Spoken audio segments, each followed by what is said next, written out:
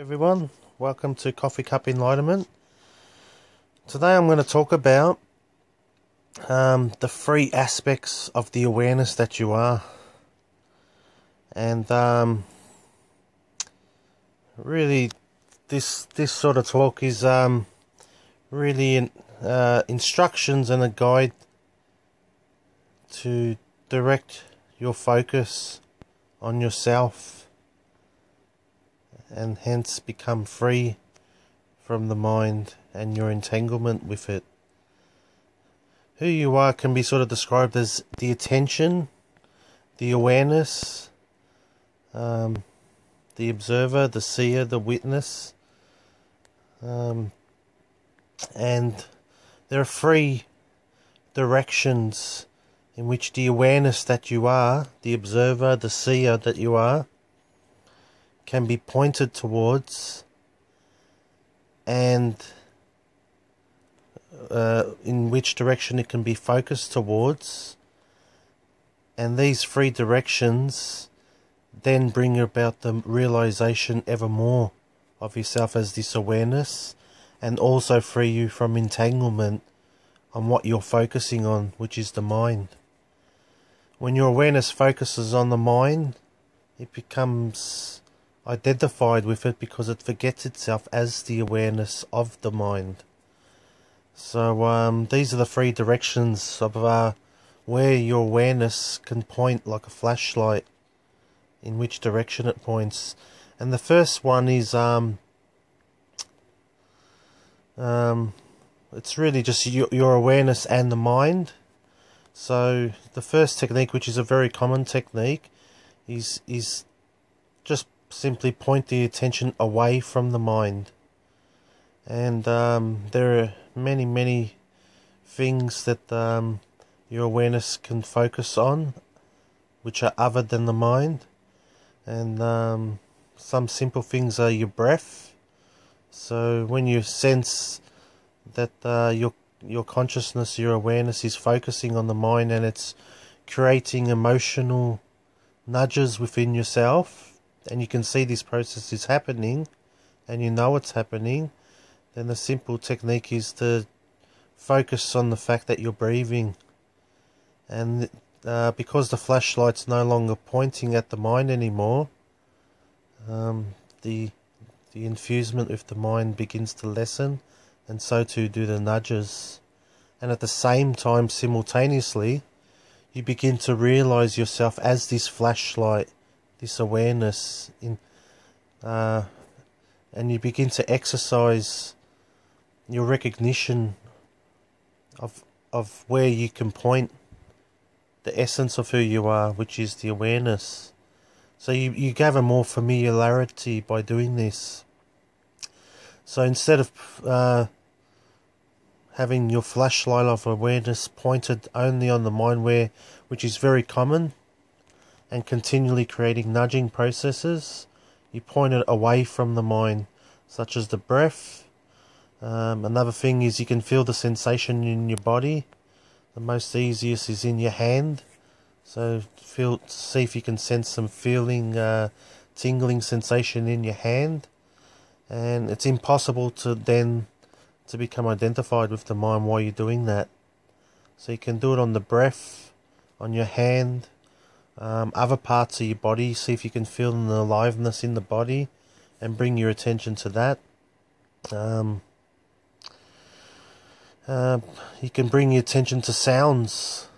It's impossible to give birth to worrisome nudges about your bills if your awareness is trying to listen to the noise in the background. If you bring your attention to that, then you can't. It breaks the nudging process from nudges being birthed in you. So these, there's many things. You can also do it with sight. Bring a little bit more intense and alert focus on what you're looking at. Maybe just looking at your hand and looking at the wrinkles on your hand, and while your attention's focusing and concentrating on that, it's no longer on the mind anymore. So that's bringing your attention away from the mind. The second one, what was the second one now? I did want to save the other one to last, but the second one was, so you bring it away from the mind. The second one is you bring it at the mind, point it directly to the mind. And this is pretty much what I talk a lot about in these videos.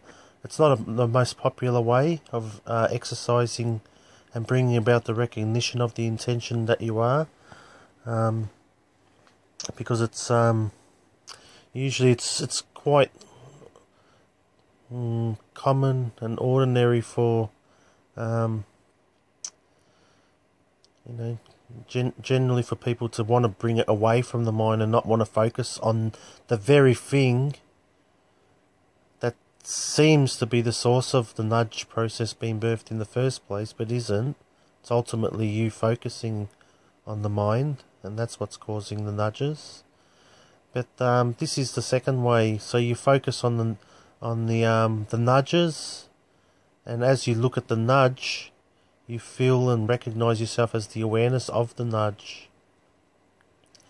Another way of describing it is, as you focus on the nudge, you gather a recognition that you are the space in which the nudge is contained in. And again, this brings about more realization of the truth of who you are. And what's all this is pointing to is you are not that can be seen. You are that enables the seeing process to happen. And if there was no seer, as the saying goes, if a tree falls in the forest and no one is there to hear it, does it actually fall? Or something like that. So it takes the experiencer, which is you, to enable all experiences to come about into manifestation. And this is the root essence of who you are. So, and the other thing you can do is you can bring your awareness to the mind. Instead of bringing it away from the mind, you can actually focus on the mind, and as you're focusing on it, you sense and recognize yourself as the one that's watching it and observing it. And this brings about the recognition and realization of who you are, and at the same time, simultaneously, lessens identification with the mind. So it's like you're using the very thing which is the mind, and you're turning it into a mirror to realize yourself. And this comes from the act of observing the mind directly and sensing and feeling that you are the witness to it. And the third way, so we've done now taking attention away from the mind. We've done bringing your attention to the mind, which isn't the most popular way, but still can be used. It's a method that I have been using for some time, and it just resonates with me, and I have an attraction to it, and it works for me. But I guess another way, much more easier way, and maybe a bit of a lazy way, is get someone else's awareness to come next to you, and you just pretty much just lay there. There's many different sort of people that do this sort of work, inner body work, or shamans, crystal healers, or whatever. I haven't had much experience with all these sorts of people, but I have heard stories of people that have, in particular, one person was telling me her brother went to a shaman and was pretty much had a prevalent life of creating lots of nudges in his life where it was being produced because his consciousness and awareness was locked into the mind, and that's all it could see and experience. And so he went to a shaman, and apparently within one session the shaman's awareness triggered the guy's recognition of his own awareness, and it was done. I don't know what sort of methods, what goes on in the ceremony of a shaman's ceremony. Whatever it was, it created a massive shift in disidentification with the mind, and hence correspondingly ceased to produce a lot of nudges, and also brought about a permanent shift in his realization that he was the awareness. So you can use others' awareness. I guess if you don't mind paying a bit of money for it, if it does work, then maybe that will be the easiest way, and the most simplest way, just to go and seek other people to bring their fire and flame next to yours, and ignite your fire of awareness, and so you can be realized as who you are. And also, it's worth pointing out that everything that's been talked about here are methods and all that, but what if you're, you don't have the ability to communicate yet? You're illiterate, or you might be deaf or blind, or maybe you might not have the intellect faculties. Does this mean that these people with these certain functions absent, are they incapable of realizing their awareness that they are? And the answer to that is no. Even if there is limited faculties of this understanding of what I'm talking about in this video, the awareness is already present in everyone, and the awareness can be aware of itself. And I guess that can be the fourth way, which is probably the most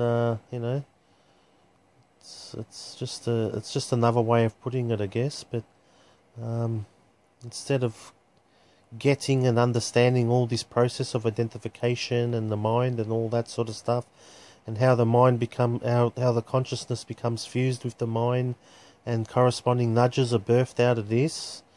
You don't have to have any of this understanding really, because it can just naturally arise that someone, their consciousness becomes aware that they are conscious. Their awareness becomes aware that they are aware. And this can just happen naturally and spontaneously in someone. Even someone who's just simple-minded and doesn't have any interest in the understandings that I'm talking about in these videos. This can happen as well. So no one's divorced from the process of self-realization, of bringing about the deeper recognition of who they are. I'm sure there's many stories of many people. I think there's some, I can't really remember, but someone like Helen Keller, who was deaf and blind, was someone that went very deep within, and that's just a bit of an example how the consciousness became aware that they were conscious, and there was great depth to her. Just some little stories that I've heard here and there, and even in the story of Jill Bolt Taylor, she had a stroke, and the faculties of the mind disappeared from the stroke.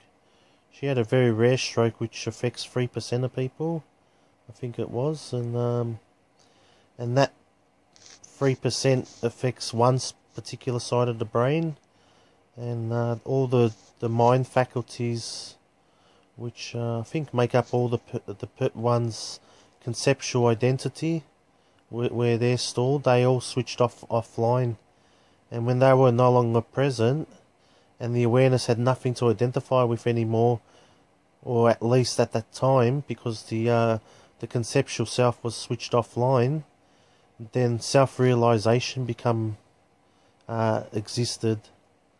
And there's a story on her TED talk where she talks about this, how she sensed oneness, and then later, you know, months or years later, whatever it was, the mind sort of started repairing, and the conceptual self came back online, and her sense of oneness, which is everyone's original identity, then became re-obscured again by the conceptual self, and her consciousness becoming like re-identified with it again.